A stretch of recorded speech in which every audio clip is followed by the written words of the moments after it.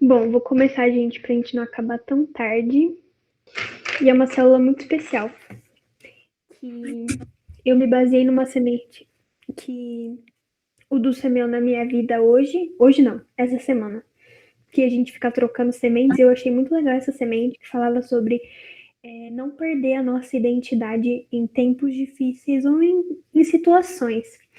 E eu queria basear esse tema, né, de identidade de filho, como não perder sua identidade de filho em tempos difíceis ou dependendo da situação, no livro de Êxodo. Êxodo baseia basicamente a historinha que conta em Êxodo do povo do Egito, povo judeu que estava sendo escravizado e judiado lá, Deus pegando eles de lá e levando para uma terra boa. Só que aquele negócio, não é só o processo de sair de uma terra ruim para uma terra boa. Deus teve que curar a mentalidade deles, que era uma mentalidade de escravo. Deus teve que curar o coração deles, que estava ferido, que estava com medo, para eles se tornarem filhos. Então Deus transformou a identidade deles de escravo para filhos. Isso foi um processo que a gente vê em Êxodo, muita parte dolorosa. E eu li hoje Êxodo 16 e dá para ver bem claro isso. O povo começa a se desesperar e falar assim: você, Moisés que levou o povo do Egito até passar por um deserto para ir para a terra que Deus tinha prometido. E o povo começou a questionar Moisés. Falou: Moisés, você tirou a gente lá do Egito, que a gente era escravo assim, mas sabe aquele negócio quando a pessoa está num nível tão ruim que ela não consegue ver que aquilo é muito prejudicial e tóxico? E era o povo, ele falava assim: eu tava lá, mas pelo menos eu tinha o que comer. E você me trouxe para um deserto onde eu não tenho nem o que comer. E Deus respondeu assim para o povo: eu lhes farei chover pão do céu. O povo sairá e recolherá diariamente a porção necessária para aquele dia.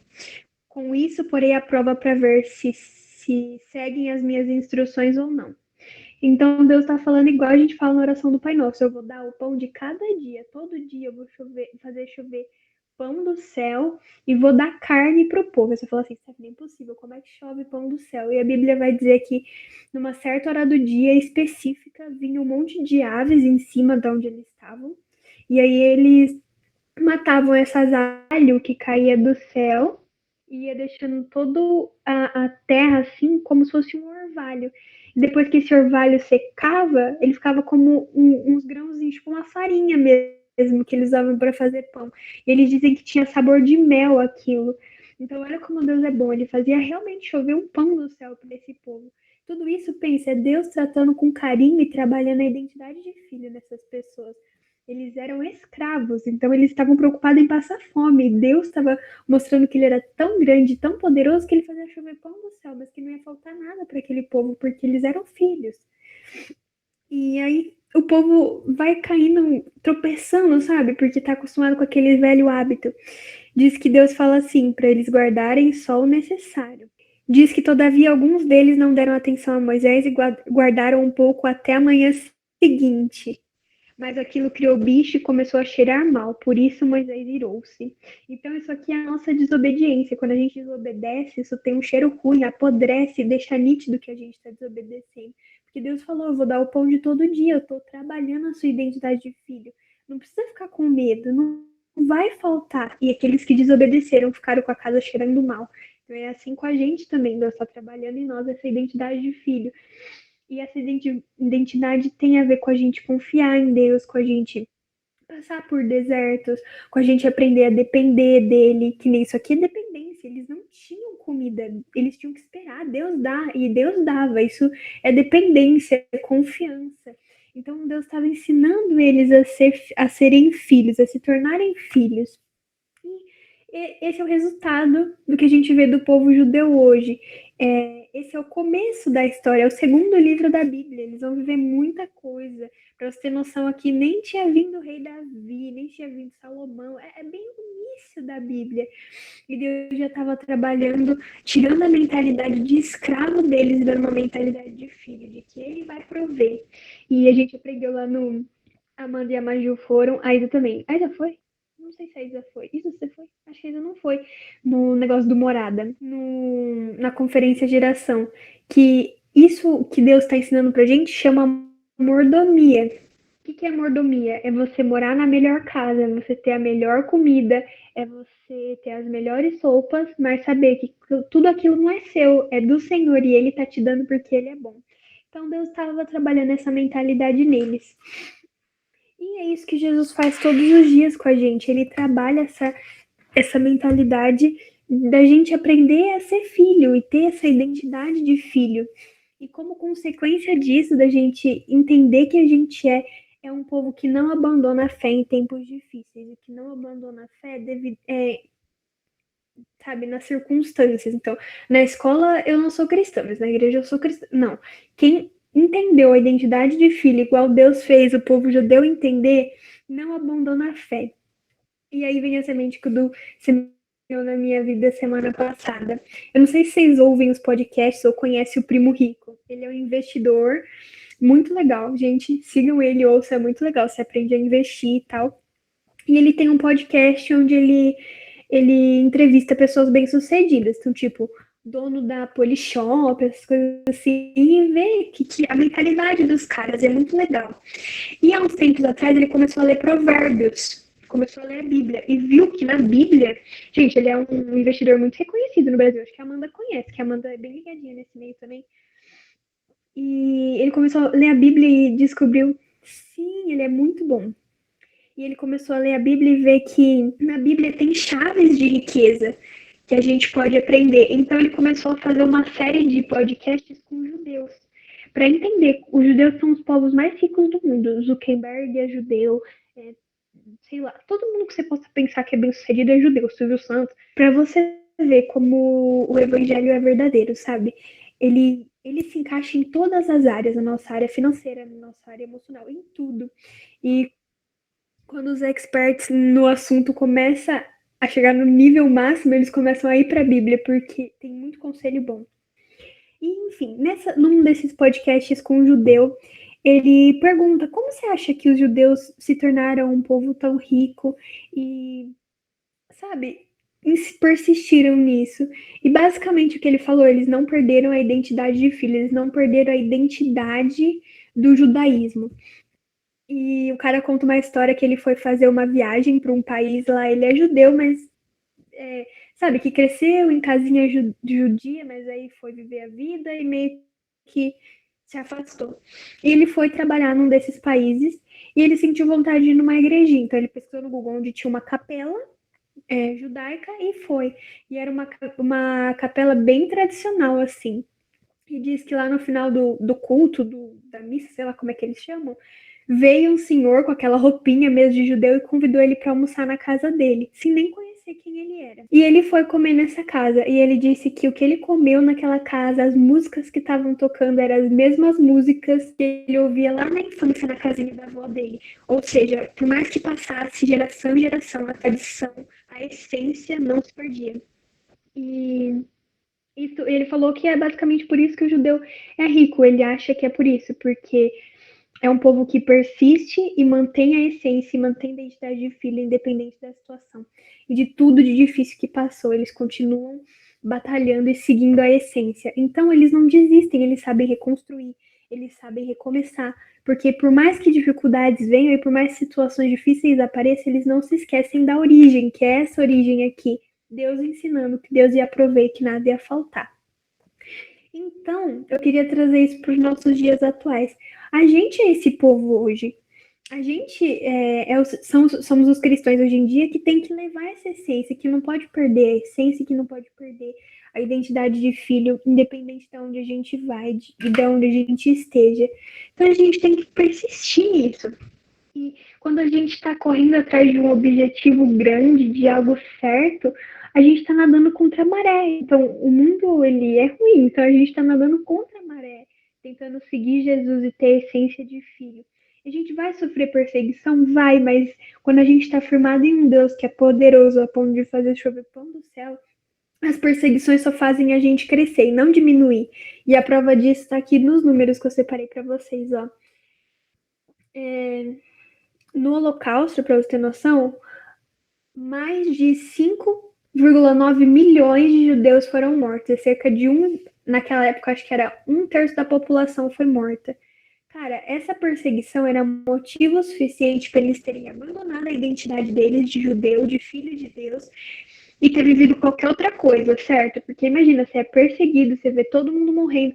São 6 milhões de judeus mortos. E mesmo assim, hoje em dia, se você for na casa de um judeu, ele tá comendo a mesma comida de antes do Holocausto, ele tá ouvindo as mesmas músicas, porque ele não deixa que a luta e a ocasião mude quem ele é, porque ele aprendeu lá no deserto que Deus ia prover, que ele era filho de Deus, que ele não era mais escravo, mas ele tinha identidade de filho.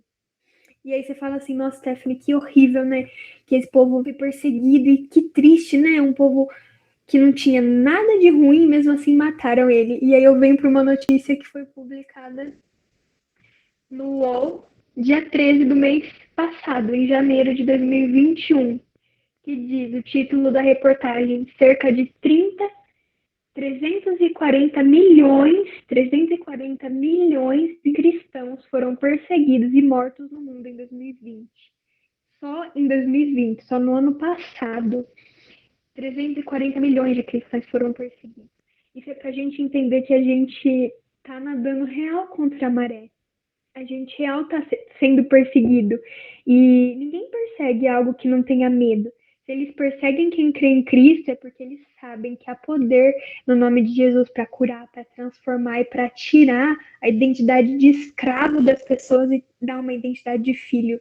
Por isso tem tantos países que não aceitam o cristianismo, porque eles ainda querem escravos, eles não querem filhos de Deus, que sabem que são livres. Então, para você ter noção, olha o tanto de cristão perseguido só no ano passado. E às vezes a gente deixa a nossa fé em casa para ir para a escola, às vezes a gente deixa a nossa fé em casa para ir no trabalho. Isso significa que a gente ainda não entendeu que a gente não é mais escravo, que a gente tem uma identidade de filho. E é isso que eu queria semear para vocês. Não percam a identidade de filho, independente das circunstâncias. Porque tem cristão morrendo por essa identidade. E assim, a rodo. Se você for pesquisar algumas outras religiões, você vai ver que não tem perseguição. Às vezes a gente fala, ah, tal religião sofre preconceito. Tudo bem, mas tem gente morrendo. Mas quem realmente tá num. Eu digo assim, sabe, quando a gente não tem uma religião baseada em crenças, em metodismo, quando nossa religião é baseada em Cristo e no sobrenatural de Deus, naquilo que Ele pode fazer, a gente é perdido. O tanto de cristão, olha isso, que está sendo morto e perseguido porque vive Jesus. Esses cristãos, pode ter certeza que não são cristãos que falam Jesus de boca para fora, porque cristão que fala de Jesus da boca para fora não incomoda ninguém, mas são cristãos que vivem Jesus, e olha o tanto de perseguição que está tendo. Cara, tem uma notícia que diz que em 2020 subiu cerca de 60% a morte de cristãos. Então a gente está vivendo o que os judeus viveram. E eles não largaram a essência, eles não largaram a fé, eles não largaram a identidade de filho. É por isso que eles são um povo tão bem sucedido, porque eles honraram a Deus até o fim. E Deus honrou eles até o fim. Deus trabalhou neles essa identidade de filho, igual Deus tem trabalhado em nós, nas células, nas mensagens que a gente ouve. Deus está ensinando a gente que Ele é quem cuida, que Ele é quem provém, ensinando a gente a depender, a confiar nele. E o resultado disso é que a gente também está sofrendo perseguição. Olha, não tem nem como negar. Eu também fiquei super assustada quando eu vi isso. Foi publicado no mês passado. É recente. A gente acha que o Holocausto foi um absurdo porque a gente não tem noção do tanto de cristão que está morrendo por dia nos países sofrendo perseguição. Está crescendo a perseguição a cada dia mais. Isso significa que o evangelho está se espalhando e que as pessoas estão se incomodando com a nossa identidade de filho.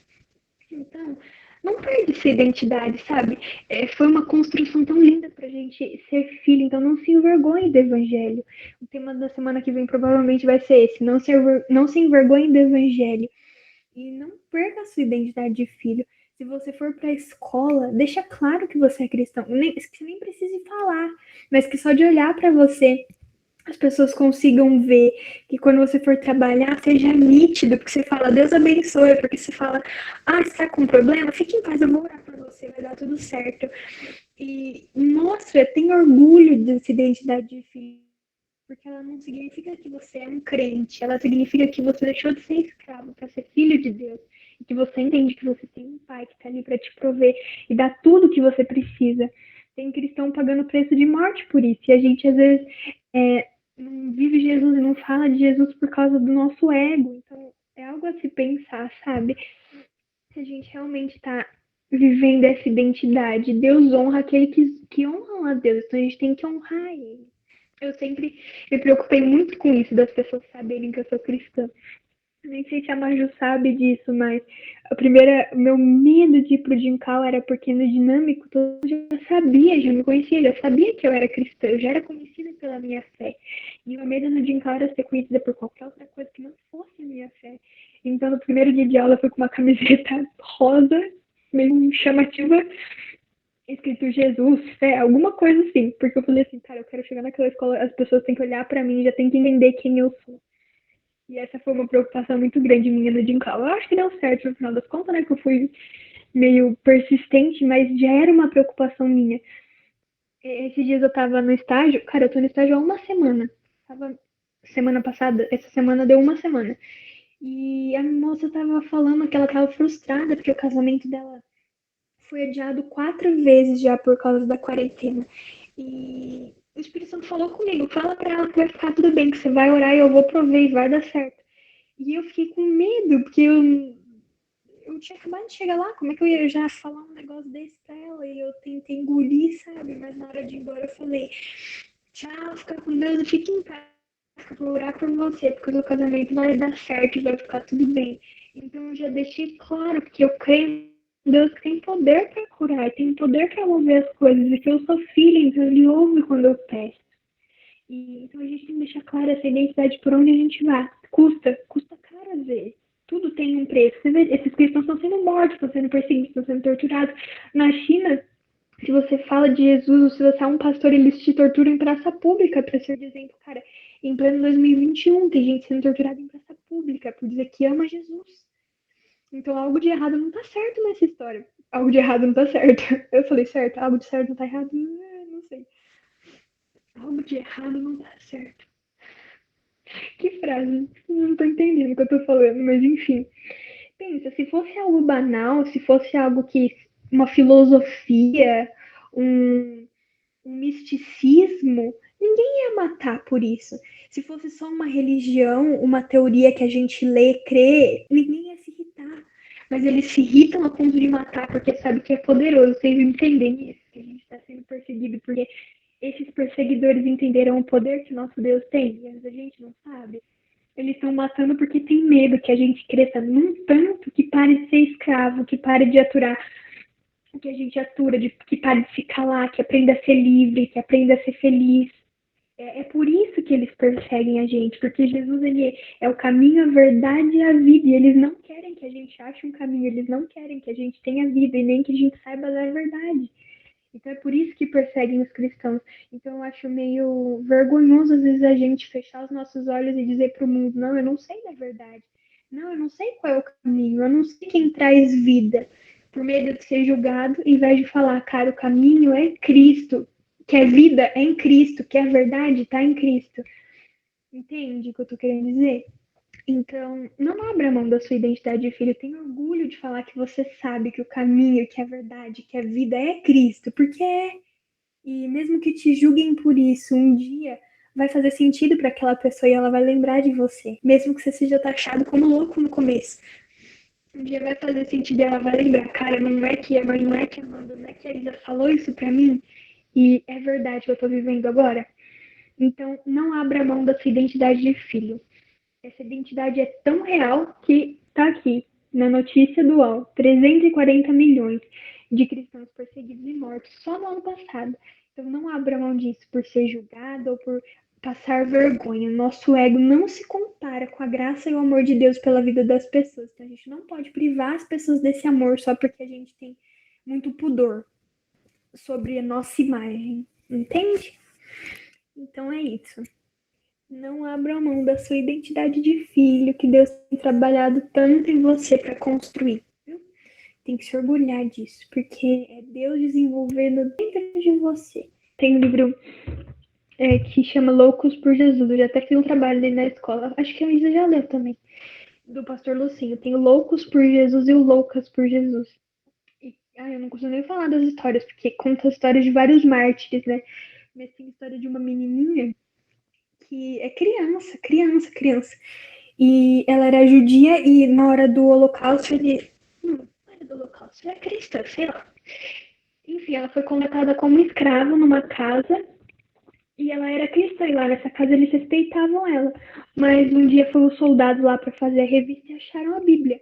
E aí perguntaram de que é essa Bíblia, porque de quem era a Bíblia a pessoa tinha que morrer ou pagar por aquilo. E aí perguntaram, né, de quem é essa Bíblia? E a mulher da casa fez de tom, tipo, não, não é de ninguém, pode jogar fora. E a menininha devia ter uns 8 anos, segundo o livro. Ela falou, não, não vai jogar fora, é minha Bíblia, é minha. E aí o cara falou, você vai morrer porque você tem uma Bíblia, tudo bem. E aí a pena de morte dela, gente, essa história é real, que tá noticiada. Era construir um muro, aí eles colocavam a criança dentro do muro e aí construir outro muro. E a criança ficava presa entre um muro e outro. E. Ai, eu não consigo falar, que eu fico emocionada. E daí, na hora que eles iam colocar o último tijolo, eles acharam assim, cara, é uma criança. Vamos ir até o limite e a hora de pôr o último tijolinho, a gente aperta ela e ela vai negar Jesus, vai falar que não quer a Bíblia dela. E aí, na hora de pôr o último tijolo, eles falavam, qual vai ser sua última palavra? Você não vai negar Jesus? E ela falou, cadê o último tijolo? Essa foi a palavra dela. Ela perguntou, cadê o último tijolo? É isso que importa, se é pra morrer por Jesus, eu morro. Eu não vou negar a Bíblia, eu não vou negar Jesus. Então, coloca o último tijolo, porque eu vou até o fim. E às vezes a gente abre a mão da nossa fé por muito pouco. Pensa, era uma criança de uns 8 anos fazendo isso. A mulher da casa não teve a coragem de assumir, ela teve. Então, tem criança passando por isso hoje em dia. Essas milhões de pessoas incluem crianças, incluem mulheres, incluem muita gente que tem sofrido pela evangelho. A gente tem vergonha de falar no nosso país que é livre. E se a gente não fortalecer eles aqui, como é que eles vão continuar sendo perseguidos lá? A gente tem que orar pelas pessoas perseguidas, tem que orar pelos missionários, tem que fortalecer a fé deles daqui para que eles continuem lutando, porque eles estão fazendo isso para que as pessoas alcancem, para que Cristo alcance essas vidas. Então é algo muito maior que a gente, sabe? Que a gente ter vergonha do Evangelho. Então, não perca a sua identidade de filho. Tudo que Deus tem construído na gente, nos nossos corações, nas últimas células, é algo único. Vocês veriam o tanto de gente que tinha no começo, o tanto de gente que tem agora. Eu sempre orei para que Deus deixasse, que eles têm propósito. Que não importa se eu estou pregando, ensinando para 1 ou para 10, o importante é que isso floresça. E eu sei que vocês têm dado fruto, que eu tenho visto transformação na vida de vocês quando eu oro. E eu sei que Deus tem fortalecido essa identidade de filho dentro de vocês. Então não abra mão disso. Independente da circunstância, do lugar que você estiver, tenha vergonha de falar que você é cristão, de dizer que vai orar por alguém, de dizer que Deus está cuidando dessa pessoa, porque isso deixa claro que o amor de Deus está alcançando ela. Já até chorei, já. Tiro uma toalhinha do nada, né? Ai, vou encerrar, porque eu fiquei aqui chorando na frente. Bom, vamos orar então, antes que eu me desabe aqui. E vamos, hora que a gente for orar agora, ora comigo para que Deus fortaleça a nossa identidade de filho, para que a gente não negue essa identidade e para que Deus fortaleça os missionários, os cristãos e os perseguidos, porque eles precisam da nossa oração. Às vezes eles não têm força para orar por si mesmos. Então, ora comigo, tá bom? E já. Amém, Senhor, em nome de Jesus, meu Pai. Nós te damos graça e glória por mais um dia de célula que o Senhor nos trouxe até aqui. E eu sei que o Senhor tem trabalhado essa identidade de filho dentro dos nossos corações.